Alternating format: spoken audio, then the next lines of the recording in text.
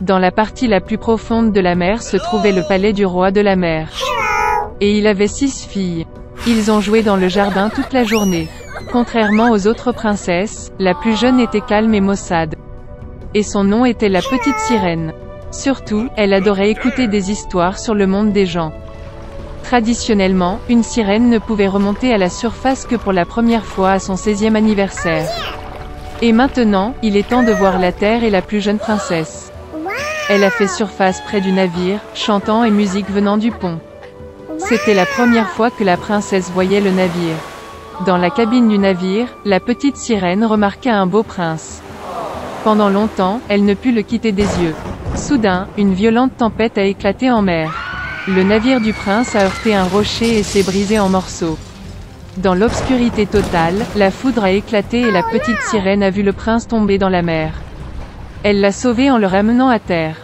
Bientôt, le prince a été retrouvé par une fille qui passait. Quand il s'est réveillé, il lui a souri et l'a remercié de l'avoir sauvé. La petite sirène est devenue triste que le prince ne sache même pas son existence. Elle a plongé dans l'eau et a nagé. D'après les histoires de son père sur les gens, la petite sirène savait qu'il considérait la queue de poisson des sirènes comme laide.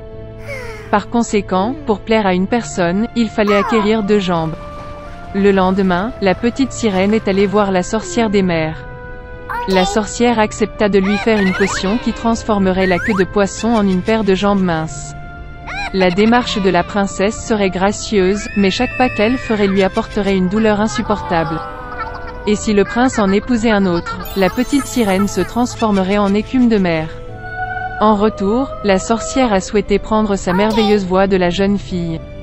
La princesse était prête à tout pour être proche du prince, et elle accepta. Après avoir navigué vers le palais princier de nuit, la petite sirène a bu une boisson magique. Une vive douleur la traversa et elle s'évanouit. Se réveillant dans l'après-midi, la jeune fille a vu le prince devant elle, et baissant les yeux, a trouvé 2 pattes au lieu d'une queue de poisson. Le prince a essayé de savoir qui elle était et comment elle est arrivée ici, mais la petite sirène ne pouvait pas parler.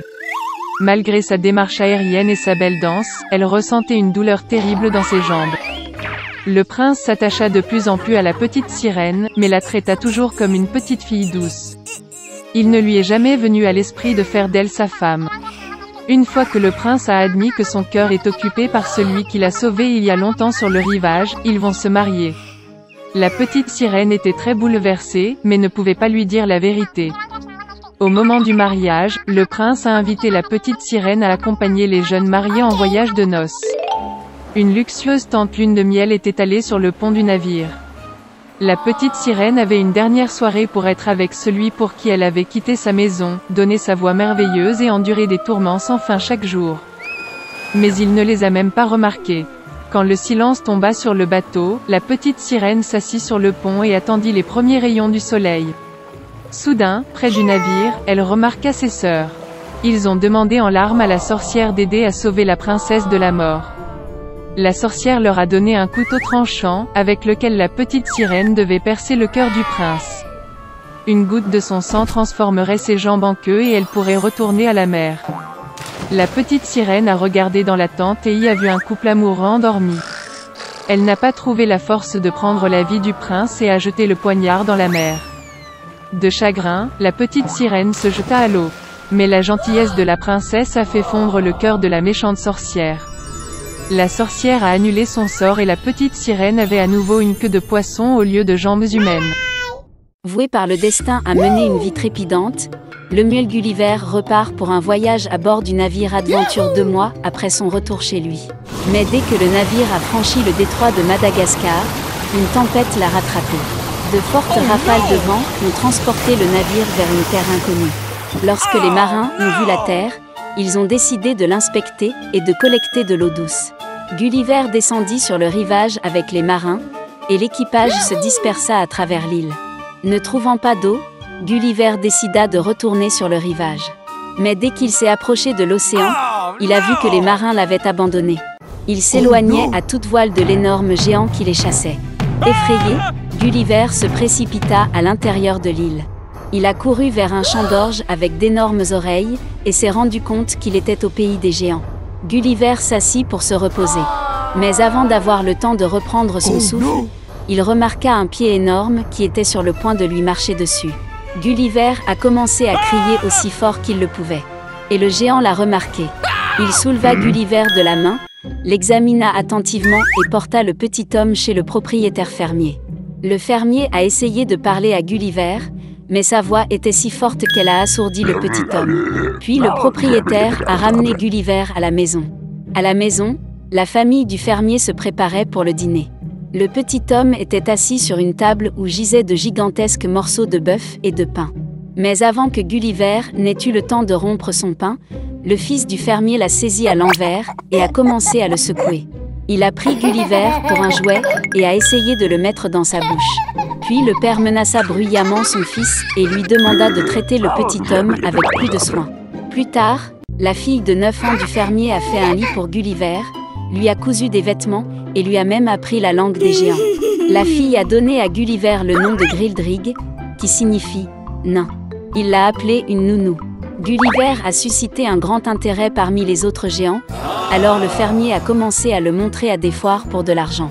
Mais des performances fréquentes ont miné la santé de Gulliver. Puis le fermier vendit joyeusement le petit homme à la reine.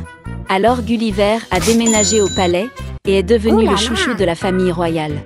Cependant, le nain de la cour, qui n'était plus considéré comme le plus petit homme du royaume, n'aimait pas Gulliver et ruinait sa vie de toutes les manières possibles.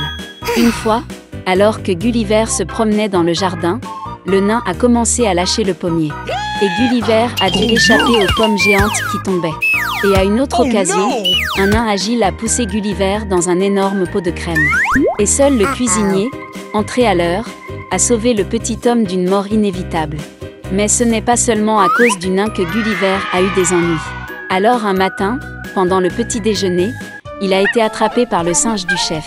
Comme un petit, elle a commencé à bercer Gulliver, puis l'a traîné sur le toit.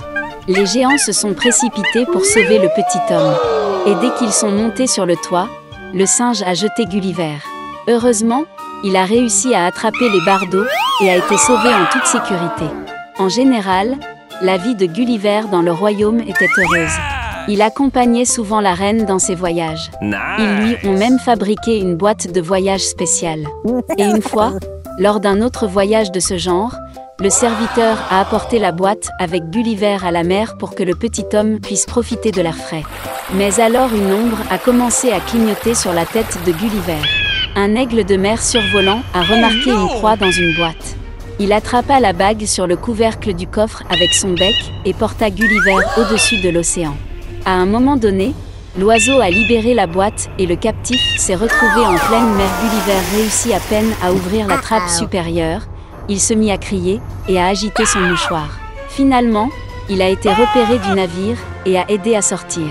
Ainsi, après toutes les aventures, Gulliver est retourné en Angleterre. Pendant longtemps, il n'a pas pu s'habituer aux objets et aux personnes de taille normale. Et la femme de Gulliver, effrayée qu'il soit devenu fou, a strictement interdit à son mari de penser au voyage.